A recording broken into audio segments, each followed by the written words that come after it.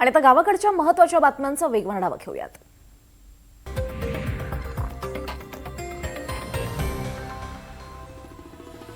महाराष्ट्रात पावसाचा जोर ऑगस्टमध्ये ओसरलाय. अनेक जिल्ह्यांमध्ये पावसानं दडी मारली आहे. मुंबईसह कोकण आणि पश्चिम महाराष्ट्रात सरासरीहून अधिक तर विदर्भ मराठवाड्यात सरासरीपेक्षा कमी पाऊस झालाय.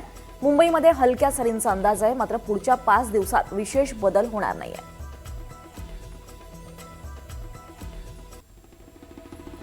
राज्यातील मतदार यादीची एसआयआर प्रक्रिया अंतिम टप्प्यात आली आहे. 78.64% गणना अर्ज डिजिटलायझेशन झालाय. मात्र राज्यातल्या 2,07,93,916 मतदारांचे अर्ज अद्याप आलेलेच नाहीत. महानगरातून अतिशय अल्प प्रतिसाद मिळालाय. आता मुदतवाढ देणार नसल्याचं राज्य निवडणूक आयोगानं स्पष्ट केलंय. राज्यातील मुदत संपलेल्या 20 जिल्हा परिषदांच्या निवडणुका या एसआयआर पूर्ण झाल्यावरच होण्याची दाट शक्यता आहे. केंद्रीय निवडणूक आयोगाचे निर्देश आणि सर्वोच्च न्यायालयानं एका प्रकरणात दिलेला निकाल पाहता किमान 5 ते 6 महिने ही निवडणूक होणार नाही अशी स्थिती आहे.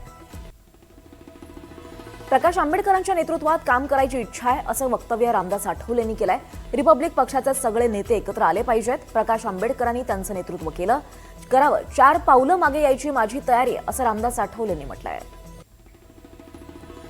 रिपब्लिक सेनेचे नेते आनंदराज आंबेडकर यांच्या नेतृत्वात आज पक्ष पदाधिकाऱ्यांची बैठक आयोजित करण्यात आली आहे. आनंदराज आंबेडकर हे त्यावेळी माध्यमांशी संवाद साधतील. केंद्रीय सामाजिक न्याय आणि सक्षमीकरण राज्यमंत्री रामदास आठवले यांनी भंडारा जिल्ह्यातल्या गोसेखुर्द प्रकल्पाची पाहणी केली आहे आणि धरणाची रचना तसंच पाणी वितरण प्रणालीची माहिती घेतली आहे. कॉक्रोच जनता पार्टीचे अध्यक्ष अभिजित दिपके आज हिंगोली जिल्ह्यात येत आहेत.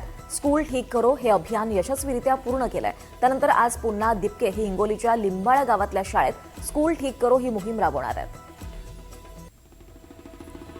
राज्य मंत्रिमंडळाची आज दुपारी 12 वाजता बैठक होणार आहे. या बैठकीमध्ये राज्यातल्या पायाभूत सुविधांसंदर्भात महत्त्वाचे निर्णय घेतले जाण्याची शक्यता आहे. सर्वोच्च न्यायालयात शिवसेना पक्ष आणि चिन्हाबाबत आज पुन्हा सुनावणी पार पडणार आहे. ठाकरे गटाची बाजू मांडताना वकील सिब्बल यांनी जोरदार युक्तिवाद केला होता. आज सुद्धा कपिल सिब्बलच युक्तिवाद करणार आहेत. आज ते कोणत्या मुद्द्यांवर युक्तिवाद करतात हे पाहणं महत्त्वाचं आहे. उपमुख्यमंत्री एकनाथ शिंदेंनी खड्ड्यावरून काही पालिका आयुक्तांची कान उघडणी केली आहे आणि गणेशोत्सवापूर्वी राज्यातले रस्ते खड्डेमुक्त करा असे आदेश सर्व महापालिकांना दिलेत. पावसाळ्यात तातडीनं दिलासा देण्यासाठी कोल्ड मिक्स न वापरता प्रीकास्ट आणि जिओ पॉलिमर टेक्नोपॅक सारख्या आधुनिक तंत्रज्ञानाचा वापर करावा असं सुद्धा त्यांनी सांगितलंय. आमदार रोहित पवार सकाळी 11 वाजता मुंबईचे पोलीस आयुक्त देवेन भारती यांची भेट घेतील. अजित पवारांच्या विमान अपघाताच्या तपासासंदर्भात ते भेट घेणार असल्याची माहिती आहे. येत्या 29 ऑगस्टला मुंबईमध्ये जरांगे यांनी आंदोलनाची हाक दिली आहे आणि याच पार्श्वभूमीवर जरांगेंच्या आंदोलनाच्या नियोजनासाठी आणि इतर कायदेशीर बाबींसाठी आंदोलकांच्या मुंबई समन्वयकांची बैठक पार पडणार आहे. भाजपच्या नवीन राष्ट्रीय कार्यकारिणीत भारती पवार यांचं नाव जाहीर झालं. त्यानंतर नाशिकमध्ये त्यांच्या कार्यकर्त्यांनी जल्लोष केला. दरम्यान दिलेल्या संधीचं सोनं करेन तसंच महाराष्ट्रात पक्ष संघटना मजबूत करेन असा विश्वास भारती पवार यांनी व्यक्त केला आहे. पंकजा मुंडेंनी रिटायरमेंटवरून सूचक इशारा दिलाय. 2-4 लोकांना रिटायर्ड केल्यानंतर आपण रिटायर व्हायचं. मी रिटायर होणार नाही, मी चांगली खमकी आहे असं पंकजा मुंडे म्हणाल्या. दरम्यान ते 2-4 लोक नेमके कोण आहेत अशी चर्चा तरंगली आहे. मुंबई पुणे महामार्ग मी 27 वर्षांपूर्वी बनवलाय आणि आता या मार्गावर आतापर्यंत एकही खड्डा पडला नाही. अजून तो रस्ता चांगला आहे असं नितीन गडकरी म्हणाले. ते पुण्यात बोलत होते. नाशिकमध्ये खड्ड्यांमुळे 10 लोकांचा मृत्यू झाल्याचा आकडा आपल्याकडे असल्याचा दावा संजय राऊतांनी केलाय.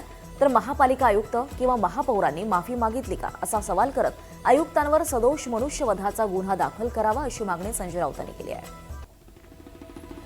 खासदार संजय राऊतांनी नाशिक दत्तक घेण्यावरनं मुख्यमंत्री देवेंद्र फडणवीसांवर निशाणा साधलाय. महाराष्ट्र दुष्काळमुक्त करू वगैरे म्हणता, पण तुम्ही नाशिक दत्तक घेतलंय हे तुम्ही विसरलात का? तुमचा दत्तक मुलगा गिरीश महाजन भ्रष्टाचार करतोय. भ्रष्टाचाराचा जामनेर पॅटर्न जन्माला घातलाय अशी घणाघाती टीका त्यांनी फडणवीसांवर केली आहे. पुण्यात भारतीय जनता युवा मोर्चानं आंदोलन केलंय. काँग्रेस पक्ष आणि सोनिया गांधी यांनी राष्ट्रीय गीत वंदे मातरमचा अपमान केल्याचा आरोप करत हे निषेध आंदोलन करण्यात आलंय. पुण्यात गुडलक चौकात आंदोलन करताना जोरदार घोषणाबाजी करण्यात आली आहे. शिवसेनेचे खासदार संजय देशमुख यांना सुप्रीम कोर्टानं नोटीस बजावली आहे. ठाकरे गटाचे खासदार अरविंद सावंत यांनी 6 खासदारांच्या बंडखोरी विरोधात याचिका दाखल केली होती. त्यानंतर नोटीस पाठवण्यात आली आहे. या याचिकेवर न्यायालयासमोर 31 ऑगस्ट रोजी सुनावणी होणार आहे. विलास घुले हत्या प्रकरणात माझ्या मुलाचं नाव दबावामुळे घेतलं जात आहे. सीडीआरमध्ये त्याचं नाव कुठे आलं तर मी स्वतः त्याला पोलीस स्टेशनमध्ये नेऊन सोडेन, असं खासदार बजरंग सोनवणे यांनी म्हटलं आहे. मराठा समाजाला मोठ्या प्रमाणात ओबीसी प्रमाणपत्र देण्यात आल्यावर कायदेशीर प्रक्रियेनंच कास्ट व्हॅलिडिटी दिली जाईल, असं गृहराज्यमंत्री पंकज भोयर यांनी स्पष्ट केलंय.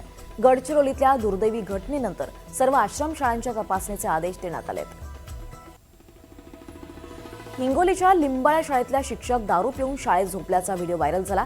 त्यात संदर्भातल्या आरोपातही सुद्धा पालकांनी केलेत. संतूर पिंपरी येथे अभिजित दिपके आले असताना पालकांनी त्यांच्याकडेही तक्रार केली होती. आता अभिजित दिपके हिंगोलीच्या त्या शाळेला भेट देणार आहेत.